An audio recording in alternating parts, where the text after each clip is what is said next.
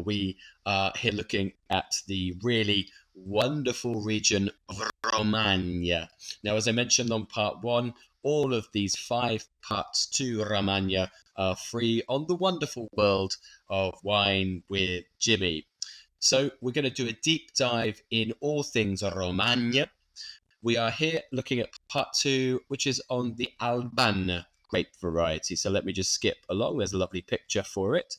So part 2 here, focusing on the Albana DOCG, the only DOCG from Romagna, but mightily important. It's a grape variety, a white grape variety of difference. It can have real high quality. So we're going to look at the geography.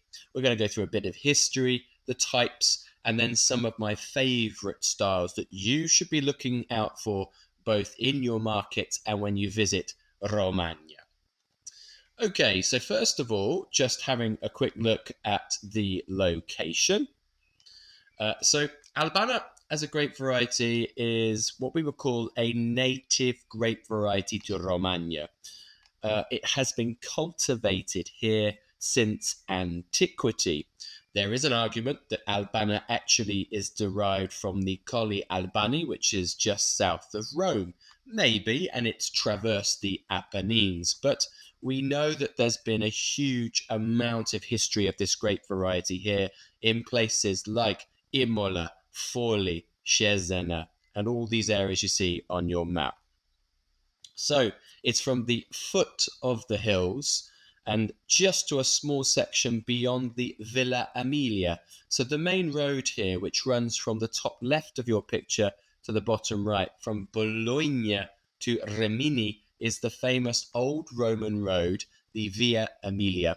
So you'll notice a little bit stretches to the north of the Via Emilia, and most of it, probably about 95%, is to the south. This was the first ever white DOCG elevated in 1987. And it stretches provinces such as Bologna, Forli Cesena, Ravenna, and Rimini. So it's quite a large, expansive area going from more continental, semi-continental in your westerly part to, of course, much more sort of coastal and more Mediterranean as it heads towards the Adriatic. A little bit about the history here for you. Oh, no, hold on first. We need to just step back one. Here you go. So there we are. The vineyard area is very worth talking about, and the devolution of the vineyard area. So you'll see there I've got 3 bits of information, 3 statistics there: 1970, 2010, and 2023. So in the last 50 years, you can see that there's been really a 90% drop on the vineyard area. There's around 7,500 vines in 1970.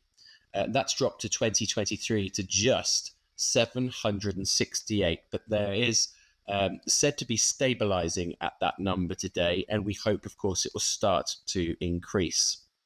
Now, for the DOCG, it's a maximum of 10 tons per hectare, and the wine must be made from a minimum of 95% Albana. Okay, the history of this wonderful grape, here you are. Now, this is a picture of Pliny the Elder, and this is his piece, his excerpt from Naturalis Historia, his natural history, which was written, I believe, in 67 AD. Pliny the Elder dating from 23 to 79 AD. Now, there's a lot mentioned here about key wines of Italy. You'll see things like Veronesini, which means from Verona, things like Raetica, which is from the north, kind of where Veneto meets the Trentino area. Falernum or Falernis you'll see here as well. But underlined and bolded here, this is in fact an old name for Cesena, which is based here in Romagna. So it was listed in Roman antiquity as a key wine of the area. And also Pier di Crescenzi, writing in the 13th and 14th century, was one of the greatest writers of the Middle Ages, mentioned a white-berried variety producing powerful Romagna wines, especially in Forli. So we have not only antiquity but Middle Age mentions of this very important grape variety. Now here are all the types of wines that you can find. Albana Secco is today certainly the most important expression, with a focus, of course, on more dry wine consumption across the world. Large diversity of styles here, including different macerations, temperatures, different vessels. So you'll commonly find stainless steel, but you'll find wood, concrete, and even amphora. And the orange amber styles, which are making a little bit of a renaissance here, are nothing new. In fact, these styles are very traditionally important. So around the world, there are many sort of trendy orange wines, yes, that have not actually have a lot of historical importance in the locality they're produced. But here, the orange or amber wines, skin contact, are actually quite important. Albana Amabile is the next one, which is kind of an off-dry or medium-dry style. The historically important Albana DOCG, which is your sweet expressions. Albana Passito, Albana Passito Reserva, made from dried berries. And also Spumanti. Albana will be utilized for sparkling wines. Now, a little bit about the grape itself. We have noticed that there is some genetic diversity in terms of clones for Albana. We have the Gentile di Bottonoro, and this is from a very important high quality subzone, a wonderful village. The word there, Bertinoro, Berte means drink it in gold, which is a legend of the Byzantine Empire, the queen of Galla Placida. Ravenna was the king of the empire. She drank the wine and said it was so good it should be drunk in golden glasses. We've also got places like Della Serra della Compadrona, Della Bagarona, and Della Gianna. Okay, so these are all names of clones of Albana, so there is good genetic diversity. Now, for Bertinoro, the grape variety has adapted very well to the calcareous-based soils, the limestone, but also the reddish clays that one finds around the Faenza area. So what does one expect from Albana? Now, it could be a range of colours. It could be anything like a sort of straw yellow, but in some instances even more golden. It certainly gets quite golden with age. It's intensely floral. You'll see on the right hand side I have some acacia. Look for acacia, yellow flowers, sometimes honeysuckle. It can have a real distinctive aromatic herb touch, and that's actually something I found across a lot of Albanas when I was visiting Romagna. Be it a light, delicate, fresh style, that can often be sort of almost like fennel character. Through the medium to full-bodied expressions, you get more sage, basil, and even savoury, sort of oregano, bay leaf character. For me, that was certainly a constant throughout all of the wine types. Often a balanced acidity, often moderate, but some of the lighter styles can be high. Body tends to be medium or full, but there are some light expressions. And look out for the fruits. The fruits are anywhere from really ripe orchard, like pear, through peach, apricot, mandarin, and can be sometimes a little bit sort of melon-based as well. I think that does it here, and it's very suitable for drying for petriotized expressions, your passitos as well. So let's start with some of my key producers here. First up, we have the excellent Zerbina, which are well worth exploring. Let me just get my proper notes up here. There we go.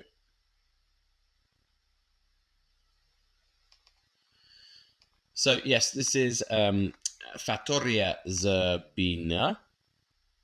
And for some reason, my notes are missing here, which is very unusual. But let me do this one instead. Here we go. Yes. So, Fattoria Zerbina. Now, when I tasted this expression, I was hugely impressed with the beautiful freshness of this and almost the salinity that comes through with the Albana. Now, Fattoria Zerbina started in 1966 when Vincenzo Geminiani acquired the state of the name and decided to plant the first vineyards and started producing wine. A lot of claim came afterwards, a lot of awards as well, and that's taken into account the qualitative standards that were coming from Romagna, pretty low at that time. The real turning point came in 1987 when Cristina Geminiani, who you see just here pictured, who was Vincenzo's granddaughter, takes a real interest in the estate and becomes the current owner and manager of the agricultural and enology development side of the business. And she really focuses on improving the quality of Sangiovese and Albana. So we find the vineyards on the sort of Tuscan Romagnolo Apennines, but really on this side of the gentle hills connecting Faenza to Tuscany in the Marzeno Valley and the village of the same name. The vineyards are on hills and are all bush trained. You'll see it in that picture. And you'll find that in these areas, you'll have the higher zones being characterized by more variable soils, clay, limestone, and alluvial for Sangiovese, but also the Calanchi as well, which are these wonderful limestone cliffs that we find in this location. I do find the lower areas where Albana and Trebbiano are found more frequently, and that's in the sort of more fertile soil and the slightly more damper microclimate. The wine you should look out for is beautifully represented in this very lovely bottle. It is a flute bottle. As far as I've experienced of Albana in Romagna, really the only one in a flute bottle. The vineyard is Marzeno di Faenza, and it's early picked fruit. The soils are these fine fluvial deposits. It's, of course, 100% Albana from kind of moderate to low altitude, about 90 to 120 meters. It's been in steel for about 18, not that many days, but there should be a dash in the middle of 18 to 20 days, and then aged in concrete with very fine lees contact. The beautiful thing about this wine, by the way, it is only 12% alcohol. The wine is light to medium bodied with a lovely salty character. Look out for pear, melon, touch of lemon, and that real fennelly character. I loved it for its absolutely approachability and perfect for warm conditions. So that is the Bianco di Ceperano Romana Albana Secco DOCG 2023 from Fattoria Zerbina. Next up is Tremonti. If you know a little bit about Romagna, you probably have come across this quite iconic producer called Tremonti. They are now two generations. You'll see on the left-hand side of your picture is Sergio, who set up the business with his wife, Thea. And they have their sons, Vittorio, in the middle, and David on the right-hand side. Now, they experiment with non-native varieties as well as native varieties, but really focusing on more traditional and natural winemaking techniques. And initially, this was 50 years ago, right? It's now being acclaimed because, of course, they are working very, very well. The wine that really stands out for me is one which is absolutely at the opposite end of the spectrum in terms of what I just talked about with Fattoria Zerbina. This is the Tremonti Vitalba 2023. Vineyards here are Vigna Baccalega and from Imola on silty clay. It's 100% Albana, at about 100 meters altitude, so actually quite similar to the previous wines so far. But this is where it's different. The fermentation is in Georgian amphora. That's what we call kvevrey, and they're about 470 liters big. It's naturally fermented and with no temperature control. The maceration lasts about 70 to 120 days, depending on the vintage, with a very small production, about 2,500 bottles.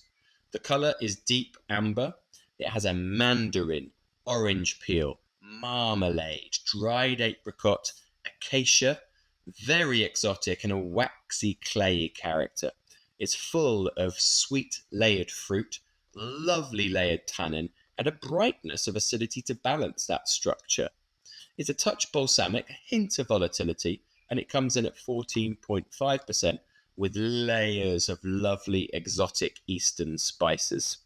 It's wonderfully good, not for the faint-hearted, but a really exciting, complex orange expression of Albana.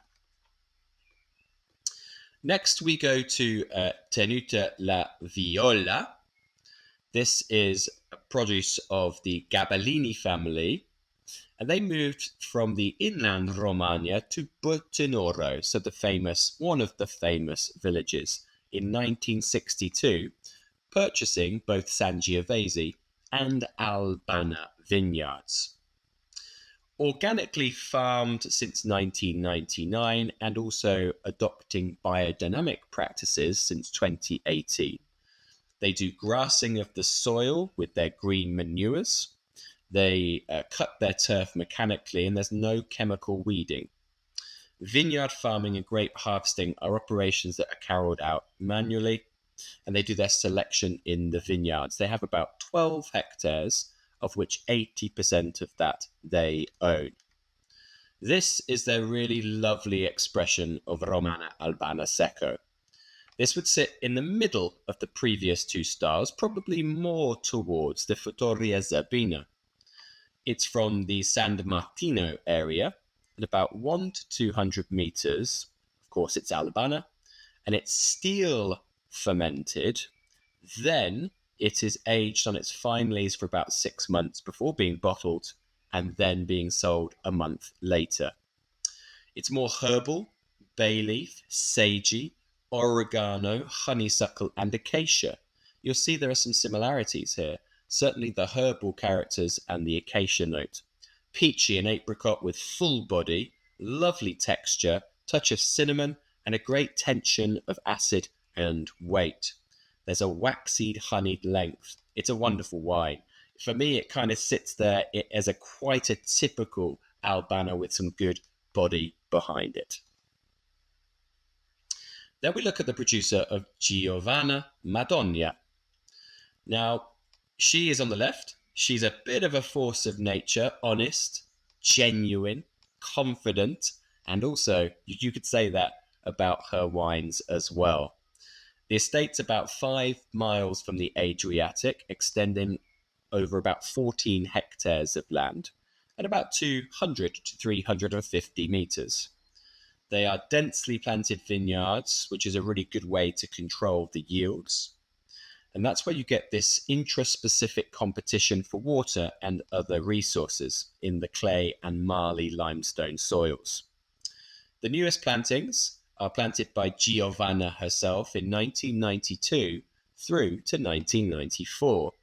They're head pruned, they're albarello, and it's an old way of doing things, but it's actually something which works quite well with Albana.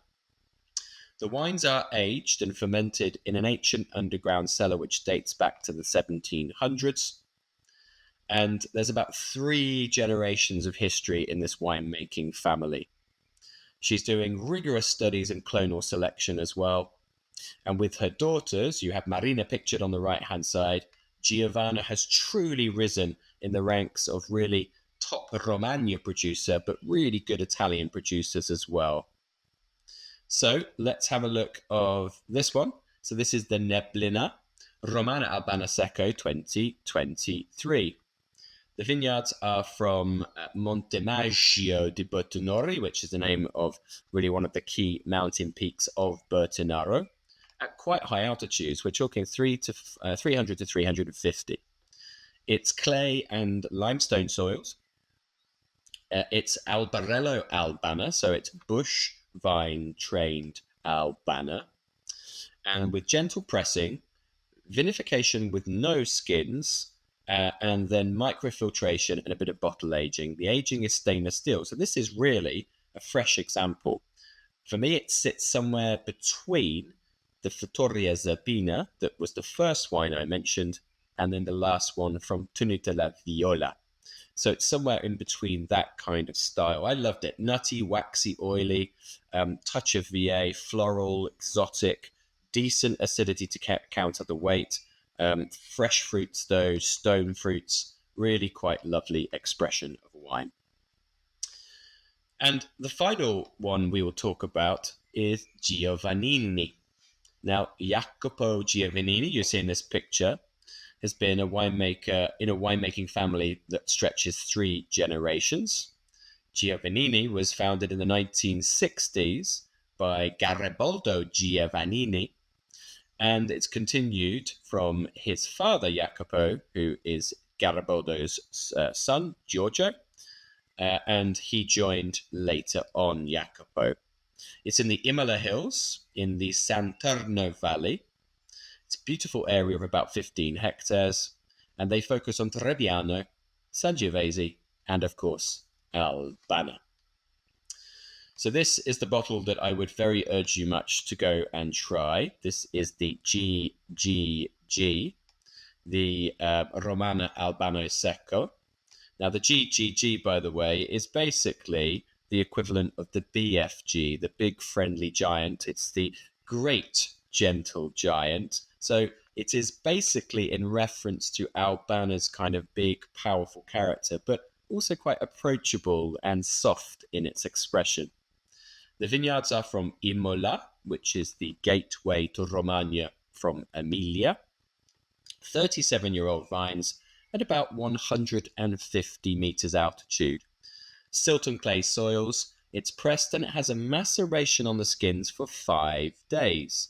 So this is a step towards the Tremonti Vita Alba that I talked about earlier. Concrete vat age for 15 months and then bottle age for 8 months. This is beautifully honeyed, buttered toast, walnut, hazelnut, nutmeg, cinnamon, paprika, dried apricots. Lovely tension between that body and the acidity, rounded and very complex. I love the nuttiness and the eastern spices that come through here. It's a cracking wine. Do look out for that. Okay, well, that brings me to the conclusion talking about Albana DOCG, the first white DOCG in Italy. Please do join me for part 3, where I start to talk about the Romagna Sangiovese subzones and the overall arching DOC. If you do have any comments or questions, please do get in touch by commenting on this video below. Make sure you click like and subscribe. But until next time, I've been Jimmy Smith. Ciao for now.